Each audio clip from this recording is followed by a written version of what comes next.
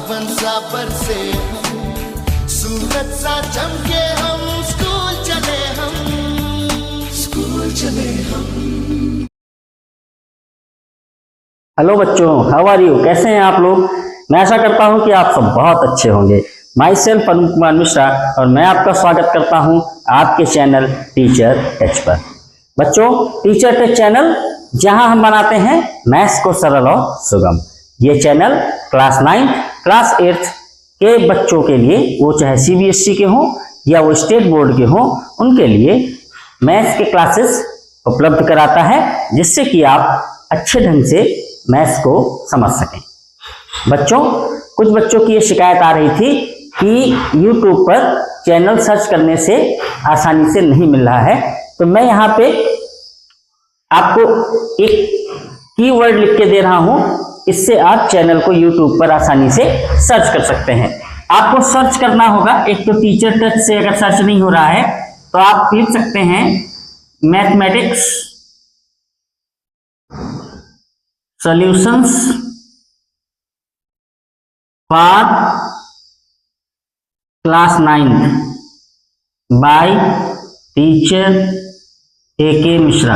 आपको यहीं से जैसे ही आप इतना ही लिखेंगे mathematics solution for the class 9, तो आपको सारे वीडियो आपको शो होने लगेंगे। वीडियोस को देखिए, उन्हें लाइक कीजिए और सब्सक्राइब भी कीजिए। साथ साथ में अपने उन साथियों को भी सजेस्ट कीजिए जो वीक इकोनॉमिक कंडीशन के चलते ट्यूशन और कोचिंग को बेयर नहीं कर सकते हैं, जिससे कि उनका भी भला हो। तो बच्चों, आपने पिछले वीडियोस देखे जिसमें हम लोगों ने फैक्टर्स को फिनिश किया था। आशा है कि आप फैक्टर्स की प्रैक्टिस कर रहे होंगे। आज हम लोग एक नया चैप्टर शुरू करने के लिए जा रहे हैं, जो बहुत ही सुंदर चैप्टर है, जिसको हम बोलते हैं पॉलिनोमियल। बहुत ही अच्छा चैप्टर है, बहुत समझने वाला चैप्टर है और मैथ्स में आगे तक काम आने वाला चैप्टर है। इसलिए मेरे सारे बच्चे, जो भी क्लास 9 के बच्चे हैं, वो विशेष गौर करेंगे। क्लास 9 के बच्चे, यस, पॉलिनोमियल चैप्टर आपके लिए है। हर एक बुक में NCERT, RS Agarwal, RD Sharma, किसी भी बुक में या स्टेट बोर्ड की बुक्स में ये चैप्टर बहुत खूबसूरती से पढ़ाया गया है, दिखाया भी गया है। हम इसको समझेंगे और इसके क्वेश्चंस को लगाने का अभ्यास करेंगे। तो निकाल लीजिए कॉपी और पेन और मेरे साथ पढ़ना शुरू कीजिए पॉलिनोमियल। तो प्यारे बच्चों, पॉलिनोमियल चैप्टर को हम लोग समझने का प्रयास करेंगे और पढ़ेंगे कि ये पॉलिनोमियल क्या है। इसके बारे में सब कुछ पढ़ेंगे, top to bottom, A to Z की पॉलिनोमियल कौन सी चीज होती है, किस बला का नाम है पॉलिनोमियल। बच्चों, पॉलिनोमियल वर्ड को अगर आप देखेंगे तो ये वर्ड जो है, ये जो शब्द है, ये दो शब्दों से मिलकर बना है। एक शब्द आपने देखा लिखा हुआ है पॉली और एक आपने देखा लिखा हुआ है नोमियल। ठीक है बच्चों, पॉली शब्द से आप बहुत परिचित हैं। आपने अपने शहर में देखा होगा जनरली पॉली क्लिनिक, देखा है ना। आपने सुना होगा पॉलीटेक्निक, सुना है ना। तो बच्चों, पॉली क्लिनिक ऐसी क्लिनिक होती है जहां बहुत सारी बीमारियों का इलाज किया जाता हो। पॉलीटेक्निक ऐसे इंस्टीट्यूशंस होते हैं जहां बहुत सारी तकनीकियां सिखाई जाती हो, जैसे इलेक्ट्रॉनिक्स है, सिविल है, एटसेट्रा। तो पॉली का मतलब बच्चों होता है मेनी। पॉली का मतलब क्या होता है? मेनी, यानी बहुत सारे। और नोमियल जो वर्ड है बच्चों, इसका मतलब होता है टर्म। बच्चों, टर्म जो है इसको हम पद भी कहते हैं हिंदी। तो ये जो टर्म होता है बच्चों, ये डिफरेंट टाइप का होता है। ठीक है, तो पद से आप कंफ्यूज ना होइएगा। पद की जगह पे कोई नंबर लिखा हो सकता है कोई वेरिएबल हो सकता है नंबर और वेरिएबल दोनों हो सकता है कि वेरिएबल के ऊपर पावर्स हो। इस तरीके से यहां कोई पावर होगी। इस तरीके से जो भी आपको लिखा मिल जाएगा, जैसे मैं एग्जांपल भी दे देता हूं। जैसे मान लीजिए 5 लिखा है कहीं, या 5x लिखा है कहीं, या 5x स्क्वायर लिखा है कहीं, या 2y लिखा है कहीं, या 5y स्क्वायर लिखा है कहीं, या आपका 7z³ लिखा है कहीं, ये सारे बच्चों हमारे कहलाते हैं टर्म। क्या कहलाते हैं? टर्म कहलाते हैं। तो आपने क्या किया, आपने पॉलिनॉमियल वर्ड का मतलब समझा। पॉली का मतलब बहुत सारे और नॉमियल का मतलब टर्म। ठीक, जब ये बहुत सारे टर्म, ध्यान से सुनिएगा, जब ये बहुत सारे टर्म प्लस या माइनस इन दो ऑपरेशन के साथ एक दूसरे से जुड़ते हैं, जब बहुत सारे टर्म प्लस या माइनस इन ऑपरेशन के जरिए एक साथ ज्वाइन होते हैं तो एक एक्सप्रेशन बनता है बच्चों। एक्सप्रेशन का मतलब भी समझ लीजिए। एक्सप्रेशन का मतलब होता है जहां बहुत सारे टर्म आपस में जुड़े होते हैं, तो उस एक्सप्रेशन को हम बोलते हैं पॉलिनॉमियल। आप समझ गए कि नहीं? जब बहुत सारे टर्म प्लस या माइनस के जरिए एक दूसरे से ज्वाइन होते हैं तो जो एक्सप्रेशन बनता है, बहुत सारे टर्म का जो यूनियन बनता है, उस यूनियन को या उस सेट को हम लोग बोलते हैं पॉलिनॉमियल। पॉली माने बहुत सारे, नॉमियल माने टर्म, जहां बहुत सारे टर्म हो उसको हम लोग बोलते हैं पॉलिनॉमियल। ठीक, अब हम देखते हैं कि पॉलिनॉमियल की खासियत क्या होती है। ठीक है, चलिए देखते हैं। तो बच्चों पॉलिनॉमियल की बात हो रही है, तो पॉलिनॉमियल की जो शर्तें हैं, जो कंडीशंस हैं कि कौन सा एक्सप्रेशन पॉलिनॉमियल कब होगा, तो पहली कंडीशन तो बच्चों ये है कि terms must be in one variable. जो उसमें टर्म्स होने चाहिए बच्चों वो एक ही वेरिएबल में होने चाहिए। अगर x का चल रहा है तो फिर x का ही हो, y का चल रहा है तो फिर y का ही हो। अभी आप समझोगे मैं क्या बता रहा हूं। दूसरा कंडीशन समझ लीजिए, terms are in increasing or decreasing exponents. जो टर्म्स होंगे वो इंक्रीजिंग एक्सपोनेंट में होंगे या डिक्रीजिंग एक्सपोनेंट में होंगे। इसका मतलब क्या है, अभी मैं आपको समझा देता हूं। ये दोनों मेन कंडीशंस हैं पॉलिनॉमियल के लिए। ठीक है, अब समझिएगा बात को। जो पहली कंडीशन है क्या है कि एक ही वेरिएबल में होने चाहिए टर्म्स। जैसे मैंने लिखा x+4, ठीक है, ये आपका देखिए x का पॉलिनॉमियल है। मैंने लिखा y² + y+3, ये देखिए y का है, यहां भी y है, यहां भी y है और यहां 3 है, उससे कोई फर्क नहीं पड़ता। मैंने कहा m³ + m² + m+4, देखिए m में है। मेरा ये कहने का मतलब था कि एक ही वेरिएबल में टर्म्स होने चाहिए। ऐसा नहीं हो सकता कि आपने यहां लिखा 2x⁴, फिर यहां लिख दिया y³, फिर लिख दिया m³, फिर लिख दिया n, फिर लिख दिया p और हम कहते हैं कि ये पॉलिनॉमियल है। नहीं बच्चों, ये पॉलिनॉमियल की कंडीशन में नहीं आएगा। क्यों?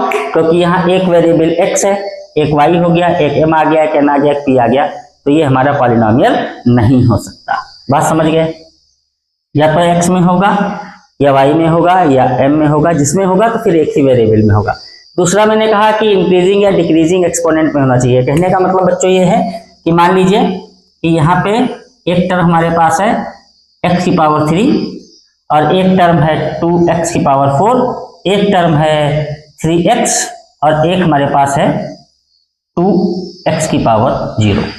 ये हमारे पास टर्म है बच्चों। अब अगर मैं इनको ऐड करना चाहूँ, इनको पॉलिनॉमियल बनाना चाहूँ, इनको सबको कंबाइन करना चाहूँ, तो हम इसको कैसे कंबाइन कर सकते हैं बच्चों? बहुत आसानी से, किसी भी ऑपरेशन से। जैसे मान लीजिए हमने लिख दिया 3x + 2x⁴ - x³ + 2x⁴। और मैं आपसे पूछ रहा हूं कि क्या यह पॉलिनॉमियल है, तो आप कहोगे ये पॉलिनॉमियल नहीं है, क्योंकि यहाँ पावर पहले 1 आई है, फिर 4 आ गई, फिर 3 आ गई, फिर 0 हो गई। ऐसा नहीं होना चाहिए। पावर हाईएस्ट से शुरू हो लोअर तक चली जाए या लोअर से शुरू हो हाईएस्ट तक चली जाए। तो जनरली क्या होता है, सबसे पहले हम इसको प्लेस देंगे, फिर इसको देंगे, फिर इसको देंगे और लास्ट में इसको देंगे। ठीक है, इस चीज को ध्यान रखेंगे। तो अब आप समझ गए होंगे मेरा कहने का मतलब क्या है। ठीक, चलिए अगली बात देखते हैं। अब बच्चों हम लोग कुछ टर्म्स देखेंगे और देखेंगे उनको अलग अलग मिला के क्या कहते हैं। जैसे हमने यहाँ पे लिख लिया 5, केवल एक नंबर लिख ली बच्चों, मैंने यहाँ पे केवल एक नंबर लिख ली। और अगर मैं आपसे कहूं कि इट इज अलजेब्रिक टर्म, तो आप कहेंगे नहीं sir, it is a constant. तो बच्चों हम यहाँ पे जितनी भी बात कर रहे हैं वो कर रहे हैं अलजेब्रिक एक्सप्रेशन की, अलजेब्रिक एक्सप्रेशन। तो अब यहाँ पे तो केवल 5 लिखा हुआ है, ये अलजेब्रिक एक्सप्रेशन तो है नहीं, तो हम लोग क्या करते हैं, इसमें कोई वेरिएबल ऐड कर लेते हैं। तो जनरली x से हमारा बहुत इंट्रोडक्शन है, तो हम लोग इसमें लिख लेते हैं x की पावर 0। और आप जानते हैं कि किसी भी की पावर अगर 0 है तो उसकी वैल्यू 1 होती है, तो इसकी वैल्यू 1 हो जाएगी, तो ये बच्चों 5 ही लिखा हुआ है। अब जो ये टर्म हमारे पास लिखा है इसी को बच्चों बोलते हैं टर्म, दिस इज टर्म। ये जो टर्म लिखा हुआ है, क्या हम इसको पॉलिनोमियल बोल सकते हैं? नहीं बोल सकते। क्यों? क्योंकि यहां पे तो केवल एक ही टर्म है बच्चों। तो एक टर्म अगर है, कितने टर्म है यहाँ पे, टर्म कितने हैं, एक, और एक टर्म वाले को हम बोलते हैं मोनो और मियल, मोनोमियल बोलेंगे। क्या बोलेंगे? मोनोमियल। बात समझ आई? अच्छा, एक और देखिए, अब की हमने लिख लिया x और एक दूसरा इसमें हमने ऐड कर दिया भाई। ये देखिए बच्चों, जहां सिंगल कांस्टेंट लिखा होगा तो वहां पे आप समझ लेना कि x की पावर 0 है। अगर यहाँ m होता तो यहाँ m की पावर 0, अगर यहाँ p होता तो यहाँ p की पावर 0, तो वो हम लोग लिखते नहीं है। आपको ये अपने आप में कंसिडरेशन रखना है कि यहाँ पे x की पावर 0 होगी। तो अब देखिए यहाँ कितने टर्म हो गए बच्चों, 1 और 2 टर्म हो गए। जहां 2 टर्म आते हैं तो टर्म कितने हो गए, 2। तो इसको क्या बोलेंगे, binomial.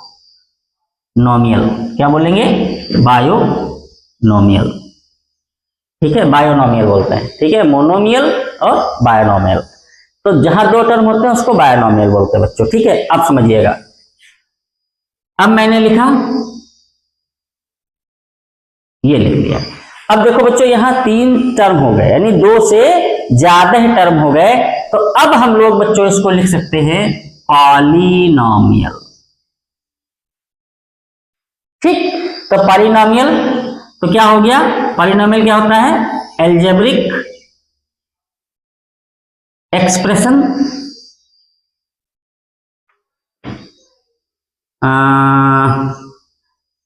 With plus minus constant variable and exponent. Algebraic expression with plus minus, अच्छा यहां पे एक चीज और बढ़ा देता हूं मैं, मोर देन 2, मोर देन 2, ये आपकी डेफिनेशन है बच्चों। अगर 2 से ज्यादा टर्म है आपके पास, और वहां क्या क्या होगा, प्लस माइनस के ऑपरेशन भी लगे होंगे, कांस्टेंट टर्म भी आपको दिख रहा होगा, यानी गिनती भी कहीं दिख रही होगी, 5 4 3 6 7, इस तरीके से। वेरिएबल भी दिख रहे होंगे, यानी अक्षर दिख रहे होंगे, X Y Z M N O P कुछ भी, और एक्सपोनेंट भी दिख रही होंगी, पावर्स भी दिख रहे होंगे। ऐसा जहां दिखेगा रूप तो आप कहोगे पॉलिनोमियल है। समझ रहे हैं बात को कि नहीं? कोई आपसे पूछे पॉलिनोमियल क्या होता है, तो आप बता दोगे भाई more than 2 algebraic expression with plus or minus constant variables and exponents is called polynomial. ठीक है, बहुत अच्छी बात। अच्छा, पॉलिनोमियल में एक्सपोनेंट भी होंगी, ठीक है, लेकिन अब इसके लिए आपको एक चीज दिमाग में अपने भर लेनी है बच्चों, क्या, पॉलिनोमियल। अच्छा, पॉलिनोमियल जब मैं कहूंगा तो इसमें मोनोमियल बाइनोमियल सब आ जाएंगे, ठीक है, उसमें टेंशन मत लीजिएगा। पॉलिनोमियल में वेरिएबल की एक्सपोनेंट हमेशा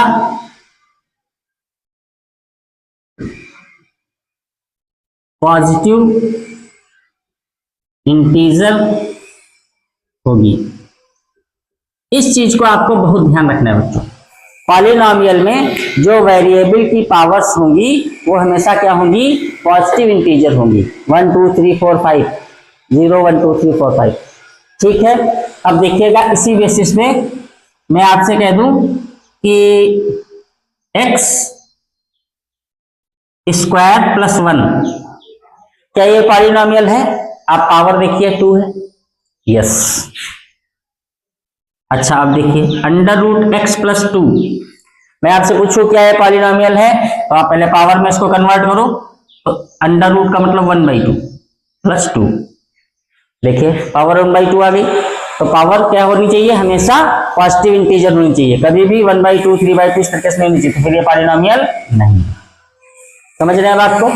जैसे मैंने लिखा 1/x प्लस 4, मैंने कहा क्या ये पॉलिनोमियल है, तो आप क्या कहोगे, इसकी पावर पहले बनाओ, तो x की पावर -1 हो जाएगी प्लस 4। देखो पावर किस में आ गई, माइनस में आ गई, और पावर माइनस में नहीं होनी चाहिए, हमेशा पॉजिटिव इंटीजर में होनी चाहिए, तो इसका मतलब ये भी पॉलिनोमियल नहीं। ये कुछ बहुत अच्छी अच्छी चीजें हैं जो पॉलिनोमियल के विषय में आपको याद होनी चाहिए, जिससे कि आप MCQ जो आएंगे उनको आसानी से कर लेंगे। ठीक है, अच्छा अब आप देखो एक टाइप ऑफ पॉलिनोमियल क्या होता है, टाइप ऑफ पॉलिनोमियल। तो ये दो तरीके से डिफाइन है बच्चों, एक है टर्म के अनुसार, टर्म के अनुसार, ठीक है, इसके अनुसार, टर्म के अनुसार पॉलिनोमियल कितने टाइप के होते हैं, ठीक है।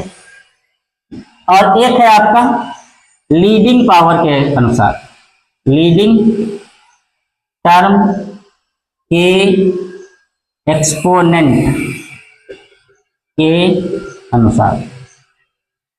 अभी समझ जाओगे मैं क्या कहना चाहता हूं। तो टर्म के अनुसार पॉलिनोमियल कितने टाइप का होता है, तो पहला है कि वन टर्म, अगर वन टर्म है तो उसको हम लोग क्या बोलते हैं, मोनोमियल बोलते हैं। अगर दो टर्म है, टर्म का मतलब समझ लीजिएगा प्लस माइनस से सेपरेट होंगे, अगर पूरे क्वेश्चन में देख लीजिएगा प्लस माइनस से सेपरेट होंगे ये, ठीक है। दो टर्म है तो उसको क्या बोलेंगे, बाइनोमियल। अगर तीन टर्म है तो इसको हम लोग बोलते हैं ट्राइनोमियल, ठीक है। और अगर दो से ज्यादा है तो फिर उसको हम पॉलिनोमियल बोल लेंगे, उससे कोई दिक्कत नहीं। तीन आपको तो याद ही रखने हैं। अब मैं सबके एग्जाम्पल भी लिख देता हूं, लिख दूं। देखिए ये लिखा हुआ है आपका एक टर्म, सिंगल टर्म। तो सिंगल टर्म में आप क्या लिख सकते हैं, आप कोई वेरिएबल लिख सकते हैं। मान लीजिए आपने लिख लिया p, ये भी पॉलिनोमियल है। आपने लिख लिया x, ये भी है। आपने लिख लिया 3x², ये भी है। आपने लिख लिया केवल 5, ये भी है। ये सारे मोनोमियल है। देखिए सिंगल सिंगल टर्म है, इसको दो टर्म ना मानिएगा, क्योंकि इनके बीच में क्या है, इनटू है, प्लस माइनस नहीं है। टर्म हमेशा प्लस माइनस से सेपरेट होंगे, मल्टीप्लिकेशन के साइन से सेपरेट नहीं होंगे। दो टर्म की बात करें तो यहां देखिए जैसे x + 3 हो गया, 4x² + 5 हो गया, ये सब बायनोमियल है, दो टर्म है। थ्री टर्म x³ + x² + 2, ये देखिए आपके तीन टर्म हो गए, तो इसको बोलते हैं, ठीक है। अब आइए लीडिंग टर्म के एक्सपोनेंट के अकॉर्डिंग, बहुत ही आसान है बच्चों, ध्यान से देखिएगा।